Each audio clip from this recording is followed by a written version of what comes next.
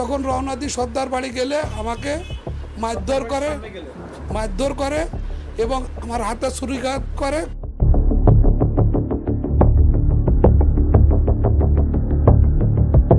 এখন ফুলতলাবাসীর কাছে প্রশ্ন যে 5 তারিখের পর যেখানে শেখ হাসিনা পর্যন্ত পালিয়ে গিয়েছে, তো সেখানে সঞ্জিত বসুর খুঁটির জোরটা কোথায়? খুলনার ফুলতলায় সাবেক উপজেলা চেয়ারম্যান পদপ্রার্থী সাব্বির হোসেন রানা সহ 10 জনের বিরুদ্ধে ভাঙচুর, মারধর সহ চাঁদাবাজির অভিযোগ তুলেছেন সঞ্জিত বসু নামে এক ব্যবসায়ী। বিষয়টি নিয়ে সিআইডি তদন্ত করছে বলে তথ্য উঠে আসে। পাল্টাপাল্টি অভিযোগ চলছে সোশ্যাল মিডিয়াতে।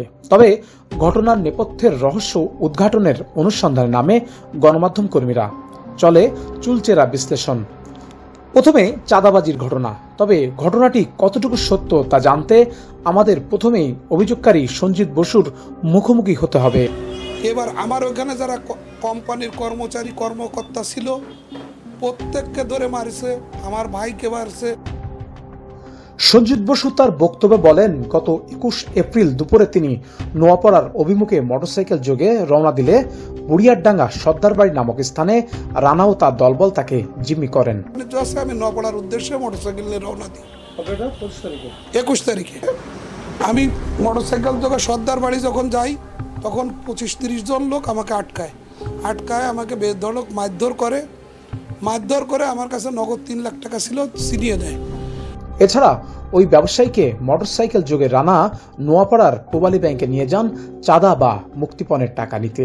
পরবর্তীতে সঞ্জিত বসু নাকি 7 লাখ টাকা রানাকে দেন। এছাড়া রানার দলবলের নিকট সঞ্জিত বসুর মোবাইল ফোন আটক ছিল বলে তিনি অভিযোগ করে বলেন, আমি নোয়াপাড়া পূবালী ব্যাংক থেকে 7,09,000 টাকা তুলে আমাকে নিয়ে গেছে। রানা নিচে ছিল, আমি উপরে যে ব্যাংক থেকে টাকা তুলে আবার ওর মোটরসাইকেলে আসি, টাকাটা দিয়ে রানার মোটরসাইকেলে গেছি, আবার ফিরে আসছি। টাকাটা দিয়ে আসার পরে আমার মোবাইল দুটো জিম্মি করে রাখছিল, মোবাইল দুটো ফেরত দিলে আমি চলে আসি। যে ওই যে রূপালী কি ব্যাংক যেন পূবালী ব্যাংকে দুপুরবেলা আপনি টাকাটা উত্তোলন করলেন? জি, টাকা উত্তোলন করে সেই উত্তোলনের মেসেজও আছে আমার কাছে। উত্তোলন করে কি নিচে গেলেন? নিচে আসলাম। রানা ছিল কোথায়? নিচে ছিল। আমি নিচে নেমে আসার পরে মোটরসাইকেল রানা ছিল। জি। সঞ্জিত বসুর একের পর এক অভিযোগের কয়েকটি বিষয় খটকা লাগে আমাদের অনুসন্ধানী মনে। পরবর্তীতে আমরা সেই পূবালী ব্যাংক থেকে আমাদের অনুসন্ধান শুরু হয়। ব্যাংকের সামনের সিসি ক্যামেরার বিশ্লেষণ করা হয়।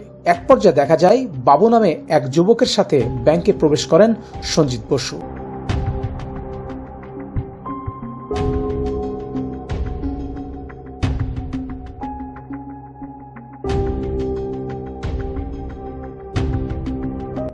এ সময় সঞ্জিত বসুর হাতে মোবাইল ব্যবহার করতে দেখা যায়।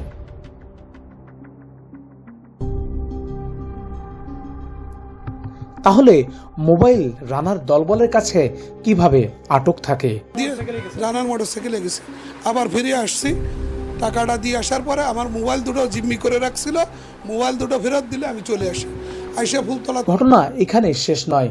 ব্যাংক থেকে সঞ্জিত বসু বের হওয়ার সময় হাস্য উজ্জ্বল মুখে বের হন।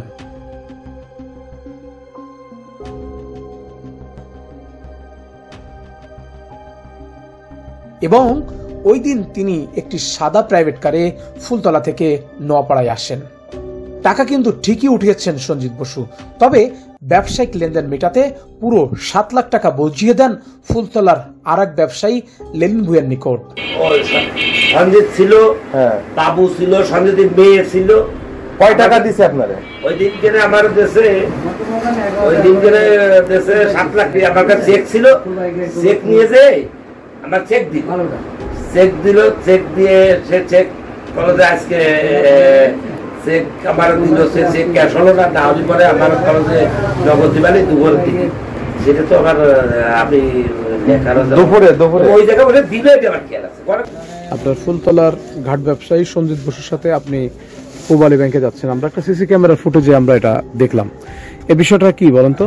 লেলিন বুয়ের টাকা আনতে লেলিন বুয়ের ঘাট সঞ্জিত বসুকে অ্যাডভান্স দিয়ে 10 লাখ টাকা অ্যাডভান্স দেওয়ার ক্ষেত্রে সেই টাকাটা দেওয়ার ডেট থাকে ওই দিন। আমার আব্বু আমারে বলে যে তুই যাই টাকাটা নিয়ে আয়। তখন আমি টাকাটা ওনার কাছে করি, উনি বলে যে তুই চল সাথে করে যাই নোয়াপাড়াতে তোর টাকা এনে দিবি পূবালী ব্যাংক থেকে। কে বলে? সঞ্জিত বসু। কিন্তু আগ পিছে কি হয়েছে না হয়েছে এইগুলো আমি জানি না, কিন্তু পরবর্তীতে টাকাটা দিয়ে দিলে আমি লেলিন বিহারে ডাইকে পাকিস্তানের টাকা দিয়ে আমি চলে যাই। এটা টাকার পরিমাণ সঠিক জানি না, কিন্তু টাকাটা ব্যাগে দিছিল, পরবর্তীতে শুনতে পেলাম নাকি যে 7 লাখ। কথাই বলে সত্য কখনো চাপা থাকে না, তবে মিথ্যার ফুলঝুরিতে চাঁদাবাজির তকমা লাগে ফুলতলা উপজেলার সাব্বির হোসেন রানা সহ নিরীহ আরো 10 জনের বিরুদ্ধে। সত্ত্বেও এই সঞ্জিত বসু কতটা প্রভাবশালী যে এখানে প্রশাসন কোনো ভূমিকা নিতে পারতেছে না। আজকের দিনেও যদি প্রশাসন এই বিষয়গুলো খেয়াল না করে তাহলে আমরা সুবিচার কবে পাবো? আমি এই অভিযোগের পাল্টা তো অবশ্যই করব যখন আমার এই অভিযোগটা প্রমাণিত হবে না। আমি বিশ্বাস রাখি বাংলাদেশের আইনের প্রতি আমি শ্রদ্ধাশীল, তো আইন এবং বিচারালয় যখন সিআইডি এটা তদন্ত করবে তখন সত্যটা উদ্ঘাটিত হবে। যদি আমি দোষী হই অবশ্যই আমার বিচার হওয়া উচিত, আর যদি আমি দোষী না হই তাহলে আমাকে এভাবে ফাঁসানোর জন্য, আমাকে এভাবে মিথ্যা অভিযোগে অভিযুক্ত করার জন্য আমি অবশ্যই তার বিরুদ্ধে মানহানি মামলা করব। এখন দেখার পালা প্রশাসনের তদন্তে পানি কতদূর গৌড়ায়। তবে অনুসন্ধানী জানালা দিয়ে আমরাও সজাগ দৃষ্টি দিয়ে আছি, যাতে মিথ্যা নয় বরং সত্যর জয় হয়। আলামিন খানকে সাথে নিয়ে শেখ রাহুলের ক্যামেরায় আবু হামজা বাঁধন, CIN TV 24, খুলনা।